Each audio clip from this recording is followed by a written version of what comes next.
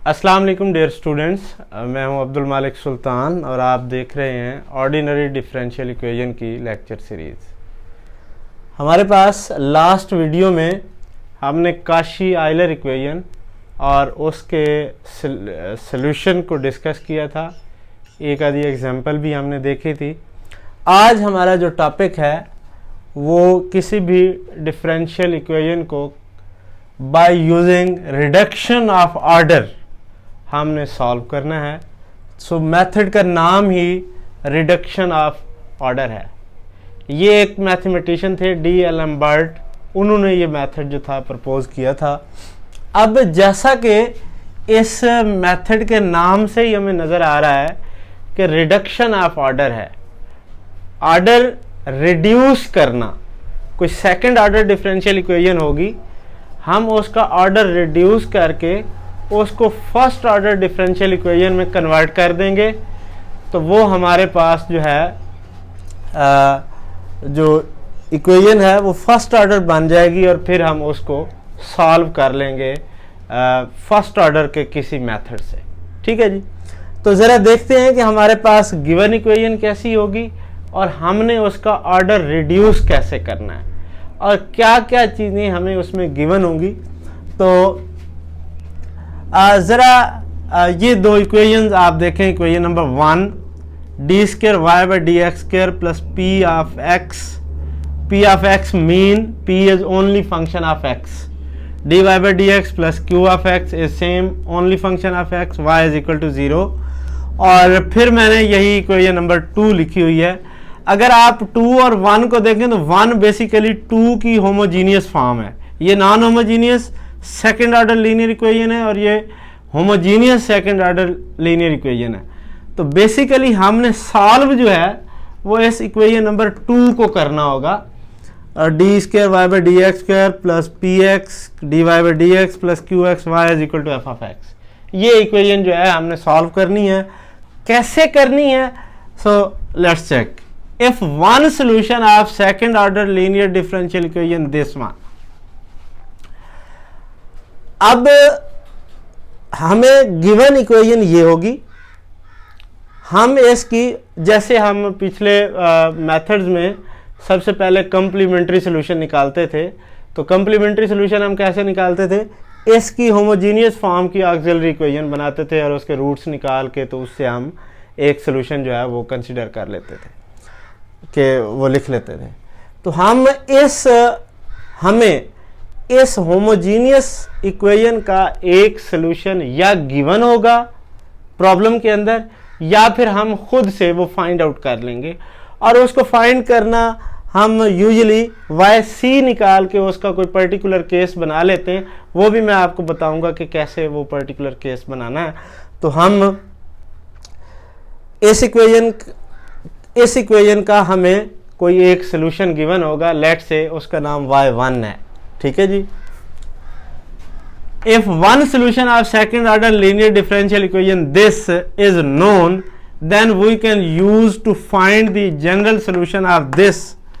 अब हमने क्या करना है जी? सबसे पहले हमें वो जो इसका सोल्यूशन गिवन होगा y is equal to y1, suppose y is equal to y1 is solution of equation number 1, then we assume y is equal to Vy1 is a solution of this equation 2 where V is only function of x। ठीक है जी। then अगर definitely हम इस equation का solution suppose करते हैं कि V है Vy1 है, तो फिर क्या है कि ये सॉल्यूशन इस इक्वेशन को सेटिस्फाई करेगा। ये वैल्यूज हम सेकंड डेरिवेटिव ऑफ y और first derivative of y calculate करके इधर पुट कर देते हैं तो क्या होगा जी? D y by d x calculate करेंगे तो वो ये आ जाएगा, d square y by d x calculate करेंगे तो वो ये आ जाएगा। ये दोनों वैल्यूज जो हैं इक्वेशन नंबर 2 के अंदर जो है वो सब्स्टिट्यूट कर दें इस इक्वेशन के अंदर, तो हमारे पास ये इक्वेशन सिंप्लीफाई होके इस फॉर्म में आ जाएगी, इस फॉर्म में, इक्वेशन नंबर 4 की फॉर्म में। ठीक है जी। अब जब ये इक्वेशन नंबर 4 की फॉर्म में आ जाएगी तो इस पार्ट को अगर आप देखें, ये वाला पार्ट जो ब्रैकेट के अंदर है इसको और इक्वेशन नंबर 1 का अगर आप कंपैरिजन करें, ठीक है जी, ये इक्वेशन नंबर 1 थी और ये इक्वेशन नंबर 4 का ये जो ब्रैकेट के अंदर पार्ट है जिसके साथ v मल्टीप्लाई हो रहा है, इसको आप अगर कंपेयर करें तो ये सेम इक्वेशंस हैं ये दोनों, और सिर्फ यहां पे y है, इधर y1 है। तो हमने कहा है कि y1 जो है वो इस इक्वेशन नंबर 1 का सोल्यूशन है। तो जब ये y1 इसका सोल्यूशन है तो फिर ये इस इक्वेशन को भी सेटिस्फाई करेगा। इसका मतलब है कि अगर y की जगह पे y1 भी पुट कर दिया जाए तो आंसर 0 ही आएगा। सो ये टर्म पूरी की पूरी जो है इस वजह से 0 हो जाती है। बाकी हमारे पास ये दो टर्म बच जाएंगी सिंप्लीफाइड फॉर्म में ये।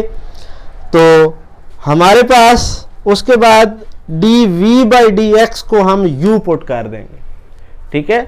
जब हम dv/dx को u पुट करेंगे तो हमारे पास फाइनल इक्वेशन ये बनेगी y1 du/dx plus 2dy1/dx plus py1 v is equal to f of x। ये आप देख सकते हैं कि ये एक फर्स्ट ऑर्डर इक्वेशन है। अब इस इक्वेशन को हम कोई भी फर्स्ट ऑर्डर की टेक्निक लगा के, जो हमने मुख्तलिफ मेथड फर्स्ट ऑर्डर के पढ़े थे, सेपरेशन ऑफ वेरिएबल टेक्निक थी, होमोजीनियस थी, रिड्यूसिबल टू होमोजीनियस थी, एग्जैक्ट थी, लीनियर थी, बर्नौली थी, उनमें से कोई हम टेक्निक लगा के इसको सॉल्व कर लेंगे। चलिए जी, इसकी एक एग्जांपल देखते हैं कि हम इसको कैसे डील करेंगे। ये हमारे पास एक इक्वेशन है d²y/dx² plus y is equal to cosecant x। ये हमारे पास जो है वो एक इक्वेशन गिवन है, हमने इसको by using reduction of order method जो है वो सॉल्व करना है। अब पहली बात तो ये है कि इस इक्वेशन की अगर हम होमोजीनियस फॉर्म लें, मतलब कोसिकेंट x की जगह 0 लें, तो जो होमोजीनियस फॉर्म बनती है उसका एक सोल्यूशन हमें पता होना चाहिए, ठीक है। उसका सोल्यूशन हमें नहीं गिवन, प्रॉब्लम के अंदर हमें नहीं गिवन। अगर गिवन होगा तो हम उसको लेके चलेंगे, अगर नहीं गिवन होगा तो फिर हमें वो फाइंड आउट करना पड़ेगा। फाइंड आउट करने के लिए सबसे पहले तो हमने जब फाइनल सोल्यूशन लेना है तो yc प्लस yp बनना है। तो yc हमने वैसे ही निकालना है, ये yc इज इक्वल टू इसका आ जाएगा c1 sin x plus c2 cos x। तो अगर आप देखें, एक बात हमने की थी कि अगर किसी भी डिफरेंशियल इक्वेशन के एक से ज़्यादा सोल्यूशन हो तो उनका जो लीनियर कम्बिनेशन होता है वो भी उस डिफरेंशियल इक्वेशन का सोल्यूशन होता है, जिसे हमने लॉ ऑफ सुपरपोजिशन का नाम दिया था।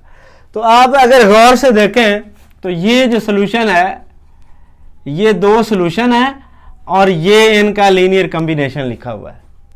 आप इनमें से एक कोई ले लें, तो मैं आप y1 जो है वो sin x ले लें या cos x ले लें, आप इसको 0 रख के चेक कर सकते हैं कि ये इक्वेशन सेटिस्फाई हो जाएगी।